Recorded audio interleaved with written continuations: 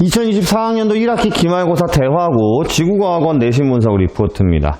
우선 이제 대화고는 1학기 중간고사 때 절대 연령까지 시험을 봤기 때문에 그 부분에서 앞에 1단원에서는 크게 어려운 부분들은 이제 지나갔다고 보셔야 되는데, 이 지질시대부터 해수의 성질까지 시험을 봤거든요. 아무래도 지질시대 부분이 타 학교에 비해서 타 학교는 보통 이제 상대 연령이나 절대 연령도 1학기 기말고사 때 보거든요. 그러니까 대화고가 그 부분을 1학기 중간고사에 봐버리면서 이제 지질시대부터 해수의 성질까지 하면 범위가 다른 학교에 비해서는 좀 좁은 편이에요. 그러다 보니까 이 지질시대라는 부분이 워낙 좀 양이 많아요. 넓고 자세하게 들어가려고 하면 굉장히 복잡합니다. 아니나 다를까 좀 범위가 좁다 보니까 지질시대에서 화석의 정의부터 그 다음 이제 캄브리아기, 오르도비스기, 실루리아기 같은 이런 고생대, 중생대, 신생대 정도가 아니라 그거보다 더 작은 단위, 기까지의 문제들이 출제가 됐고요. 그 다음 높새바람이나 온대저기압 생성까지 굉장히 자세한 내용을 묻는 문제가 출제가 되었어요. 그러니까 올해 2024년 대화고 시험을 본 친구들도 있지만 내년 2025년을 준비하는 친구들 같은 경우는 시험 범위를 보시면서 이 지질시대부터 해수의 성질까지가 1학기 기말이야 라고 하면 이 지질시대 파트를 자세한 부분까지 꼼꼼하게 보셔야 된다라는 것들을 한 번 더 강조하고 싶고요. 객관식 22문항, 그 다음 서술형이 5문항 출제가 됐습니다. 이 서술형 쓰는 연습이 또 안 되어 있는 친구들이 많죠. 그 다음 이제 서술형이라고 얘기하는 건 또 소문제가 있다 보니까 생각보다 문제량이 많았다라고 보실 수 있어요. 특이사항은 아무래도 이제 고3 모의고사 쪽으로 가면 이제 기압과 태풍과 해수의 성질 이렇게 있을 때 이제 문제량이 비슷비슷한데요. 대화고 같은 경우는 태풍, 해수의 성질보다는 기압 문제가 많이 나왔어요. 그리고 수능 특강보다는 고3 모의고사나 내신 기출 문제에서 많이 나왔다라는 것들을 특징이라고 볼 수 있습니다. 태풍이 고3 수능에서는 꼭 중요하게 꼭 나오거든요. 근데 태풍 문제수가 좀 적었고 태풍 난이도가 좀 적었다는 게 특징이에요. 세세하게 대표 문항 분석을 좀 보시면요. 지질시대가 객관식 6문항, 그 다음 서술형 1문항 많죠. 이렇게 출제가 됐습니다.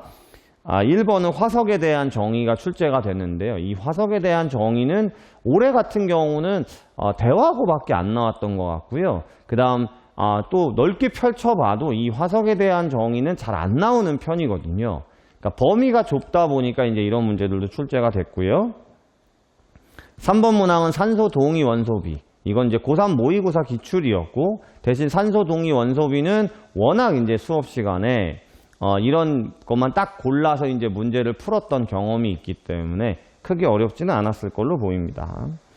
6번 문항에 오르도비스기 문제가 출제가 됐어요. 이제 처음 듣는 친구들은 오르도비스기가 뭐냐라고 할 텐데, 우리 고생대, 중생대, 신생대 이렇게 나누거든요. 그건 들어보셨을 건데, 이제 고생대라는 이 시기, 옛 시기를 또 나눠서 캄브리아기, 오르도비스기, 실루리아기, 대봉기, 석탄기, 페른기 이렇게 나누는 게 있어요. 아주 복잡한 부분이기 때문에 고3 모의고사에는 많이 출제되지 않는 편입니다. 수능 특강에도 한 문제, 두 문제 정도 있을까 하는 건데, 이런 문제가 출제가 됐기 때문에 지질시대의 기 부분에 대해서도 자세한 공부가 필요할 것 같습니다. 논술형 5번도 타 학교에서 보기 힘든 문제예요. 이제 전체 지질시대, 지구가 생기면서부터 최근까지를 24시간으로 쪼개서 내는 문제들이 조금 보기 어려운 문제들인데 출제가 됐기 때문에 학생들이 당황할 수도 있지 않았을까라는 생각이 듭니다. 기압과 날씨는 객관식 10문항, 서술형 1문항이에요. 여기도 굉장히 많은 문제가 출제가 됐습니다. 이 기압과 날씨 파트도 이제 온대 저기압부터 해서 아무래도 이제 바람의 방향, 바람에 따라서 이렇게 움직이면서 날씨 변화를 예측해야 되기 때문에 굉장히 꼼꼼한 공부가 필요한데 양이 많았어요. 8번의 높새바람 같은 경우도 일반적인 친구들이 수업 시간에 듣긴 좀 어려운 얘기고요. 그 다음에 10번에 북반구, 남반구. 이제 최근에는요, 이 기압과 날씨 파트에서 그 전까지는 이제 북반구 위주로, 아무래도 우리나라도 북반구고 워낙 북반구의 나라가 많으니까. 근데 이제 최근에 들어와서 이제 남반구 문제가 나오기 때문에 저도 수업 시간에 이제 남반구에 대해서 자세하게 설명을 하면서 북반구와 차이를 좀 구분을 줘라 라고 많이 했거든요.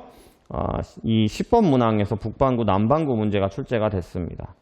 그 다음에 14번, 15번, 논술형 1번까지 기압과 날씨 변화에서는 나올 수 있을 만한 모든 내용들을 다 일일이 하나하나 출제를 한 것 같아요.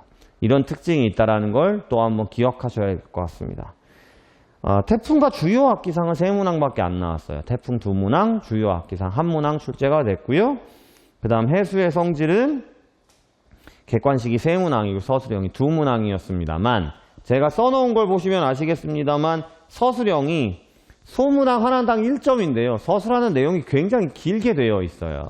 그러다 보니까 시간적으로 내가 이걸 내용 정리하는 건 어렵지 않았을까라는 생각이 들기 때문에 우리 이제 내년 대화고를 준비하는 친구들이나 2학기를 준비하기 위해서 보는 친구들은 우리 학교는 범위에 따라서 좀 자세한 부분들이 있고 그 다음에 서술형을 쓸 때 소문항이 있기 때문에 서술형 쓰는 연습 이런 것들이 꼭 필요하다라는 것들을 생각해 주셨으면 좋겠습니다.